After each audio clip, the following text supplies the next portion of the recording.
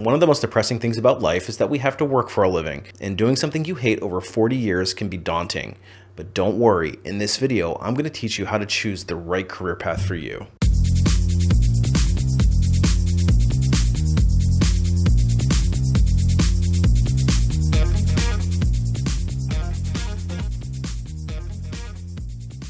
Hey everybody, it's Brian from Life After Layoff, and today I want to talk about careers, how to choose the right one. It's a little bit tongue-in-cheek in that intro because I actually like what I do for a living. Now, I've got my own opinion on dream jobs and whether or not they exist, and I'll share that in another video. But for the purpose of today's discussion, I'm speaking to folks who really don't know what direction to take in their career. I'm going to give you some parameters to work with, some things to consider as you're choosing a career path. Hopefully it'll spark a little bit of an idea for you. But before we get too far into it, if you're interested in more career-related content just like this, hit that subscribe button. Almost every one of us has been asked the question when we were a little kid of what do you want to do when you grow up? And some of us might want to be astronauts, and some of us might want to be firefighters, others might want to be ballerinas. Now, some people actually become those things, and more power to them, but for the vast majority of people, picking a career is one of the most daunting things that you can do. And in fact, we make probably the biggest career decision that we're ever going to make at a time when we're probably least equipped to do that. And it's usually in high school when we're deciding if we want to go to college or to a trade school or what career or profession that we're going to decide to pursue. So using our very limited perception and knowledge about what we know of the world at that time, we scurry off into a career path that we think we're going to like. And of course, with the benefit of hindsight, a lot of folks who are deep into their careers can look back and say, gosh, I wish I had some better guidance. And if you saw my recent video on the biggest career mistakes I've made, the biggest career mistake that I've made is following societal norms. And you should go and check that video out if you want to learn a little bit more about my backstory and how I ended up where I am today. But I do want to caution, don't fall into societal norms of what's expected of you.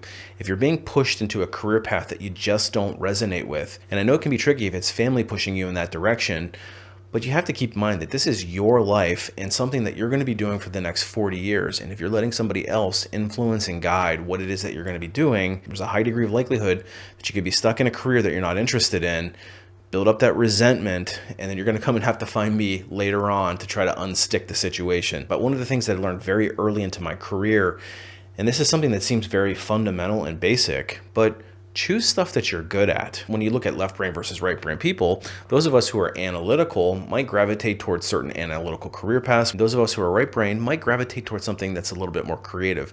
Me personally, I've always been a very creative person and not so much analytical. So doing something that was very analytically based was very difficult for me. And I shared my story in that other video about how I ended up in an HR career path. But even when you look in the context of an HR vertical, there's lots of different career paths that you can pursue. Some of them are left-brained, some of them are right-brained. For example, I learned very early in that I was not interested in comp, benefits, or organizational design because it was very analytical based. You're looking at a lot of numbers, you're looking at big spreadsheets, you're really working with big sets of data and interpreting it and making decisions based on it. And it's just not something that I gravitated toward. My brain didn't think that way. It wasn't something that was even interesting to me. I hated the idea of doing a bunch of data entry and a bunch of analytical number crunching. So I didn't gravitate towards that. What I did like was the relationship focused things. So dealing with employee relations, the recruiting piece.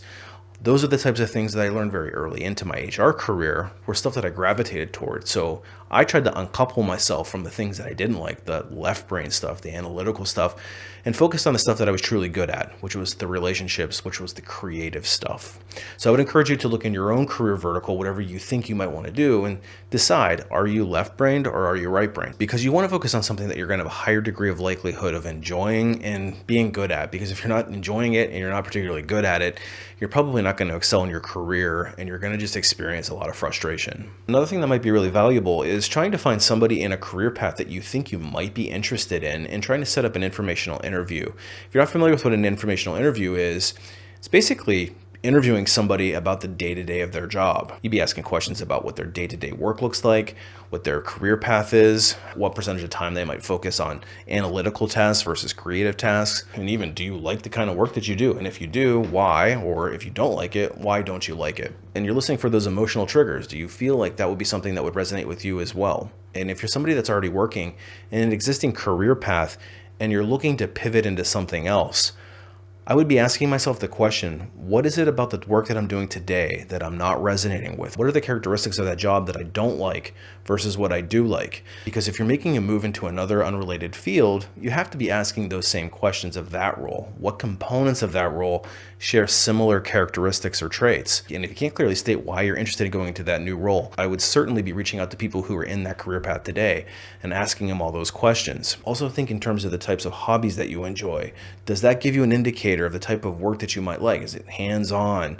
Do you like creating things? Do you like managing things? Do you like organizing things? Do you like interacting with people? Do you not like interacting with people? And I would be writing a list of the things that I'm particularly good at and the things that I want to avoid, and using that as a litmus test when I start to consider possible career options. Then I might pick some target companies that I would love to work for, that I'm really interested in, and I might go over to their LinkedIn site and I might start just perusing some of the major job types that they might either have advertised or that people are already sitting in today. Or some of the job titles, look up what they are, read the job descriptions that they have, and read the LinkedIn profiles of the people who are currently doing them. That'll give you a lot of insight into the type of work that they do.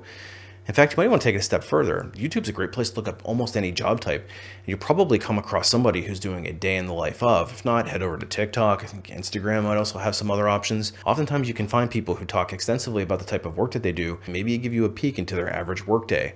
That could be super beneficial and an option that wasn't available to a lot of people 10 years ago. But whatever you decide to do, I would recommend that there's a reasonable market for the job and that you can make a decent amount of money doing it, because it doesn't make sense to jump from one job type to another only to find out that there's no demand for that new job. So an easy way to check is to go over to LinkedIn and type in the job title or the variations of the job title that you're interested in and see how many jobs pop up. Do it for a few different job types and then do it versus your current job. And you can kind of get a litmus test. Is there more jobs? Is there less jobs? What's the condition of the market? And that should give you an idea of whether or not the market's robust, there's a lot of opportunities, or it's going to be more niche. But just because there's not a lot of job opportunities does not mean that you shouldn't try to pivot into it, because if you can give yourself a very niche skill set, you can learn the things that you need to set yourself apart, you could be a big fish in a relatively little pond. So it's just something to think about. And while you're doing all this research, it may be a good opportunity for you to also look at what is it going to take for you to rebrand yourself? What are the knowledge, skills, the abilities, the experiences, the competencies that you'll require, and where do you stack up today? Because that'll help you set realistic expectations. Because if you're a real estate agent today and you want to become a surgeon tomorrow, you probably have to go through a lot of schooling and a lot of training in order to make that move. So just go in eyes wide open. And most importantly, I would encourage you, if you're truly unhappy in what you're doing, or you truly have no idea what kind of work you want to do, try a few different things and see what resonates with you. It might take you a second or third or even fourth career move before you find something that truly resonates with you. Because even if you move into a new career type, something that you've never done before, you've gone through the effort to rebrand yourself, you start into the new job and you realize, uh-oh, something is not sitting well with me on this job either. It's an opportunity for you to, again, take note of what component of it, what aspect of it. Is it the type of work that you're doing? And is the method of the work that you're doing? Or is it simply just you don't like the company, or you don't like the particular industry, or you don't like the boss that you're working for? But if it's a fundamental career-related issue that you're not resonating with, then take note of that. And the next time you make a career pivot, don't choose the same type of thing. Hopefully this helps put a little bit of perspective on how to choose the right career path for you. And trust me, I know firsthand how daunting and nerve-wracking it can be to try to choose the right career path for you. So if you need a little bit more help, that's actually something that I specialize in. I've got a website called alifeafterlayoff.com. It's loaded with career tips and tricks. It's all designed to help you find the right career path, get you back to work as quickly as you can, and not make any major career mistakes that are going to set you back needlessly. I also offer some of my deepest and most intimate knowledge in the form of some training courses. I've got a course on how to write that resume, which is going to be crucially important when you're switching or pivoting into a new career type. So you want to make sure that you write a very targeted resume, and that's where Resume Rocket Fuel comes in. And it's designed to teach you not only how to write the resume, but it's a strategic document, and we should know how to approach it with a degree of strategy and not just simply write it and send it off. And Resume Rocket Fuel is going to take you in depth on how to use it strategically to your advantage to get the best results.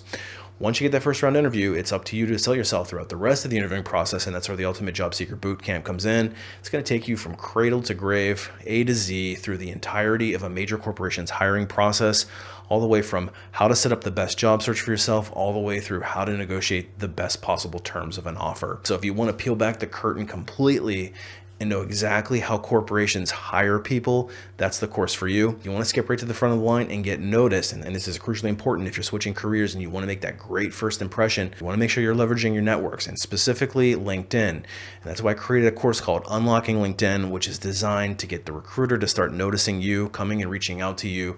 Also, how to access the hidden job market and get your name in front of the right people at the right time. So if you're not sure how to leverage LinkedIn, check that one out as well. And if you finally land that big interview and you want some very consolidated and concise information on how to ace it, make sure you check out my 48-hour interview crash course that is going to give you the most targeted, concise, no fluff, no frills information on how to ace your interview as quickly as possible. Hopefully you find the right career for you. Appreciate you watching, and we'll see you on the next one.